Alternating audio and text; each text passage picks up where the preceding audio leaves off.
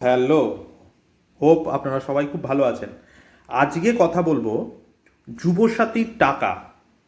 আমার কাছে প্রচুর ফোন আসছে, দাদা আমার ঢোকেনি, আমার এই সমস্যা ওই সমস্যা। মানলাম, একটা জিনিস একটু খেয়াল করুন, যে সমস্ত মানুষদের কাছে তিনটে চারটে মেসেজ না, মিনিমাম একটা মেসেজে ঢুকেছে গত শনিবার, শুক্রবার, রবিবার, আজকে সোমবার সকালবেলা, যাদের কাছে ঢুকেছে কিন্তু টাকা পাননি, তাদেরকে একটা সাজেশন দিচ্ছি। এমন অনেক মানুষ আমাকে আজকে রিপোর্ট করেছে যাদের এই আগের হপ্তার মধ্যে মেসেজ ঢুকেছে, তাদের কিন্তু টাকা আজকে ব্যাংক অ্যাকাউন্টে ক্রেডিট হয়ে গেছে, কিন্তু ব্যাংক থেকে কোনো মেসেজ আসেনি। তো কাইন্ডলি যারা আগে মেসেজ পেয়ে গেছেন, যদি মোবাইল ব্যাংকিংয়ের অ্যাপ থাকে, মানে কোনো ব্যাংকের যদি অ্যাপ আপনারা ইউজ করেন, সেখানে একবার স্টেটমেন্টটা চেক করুন।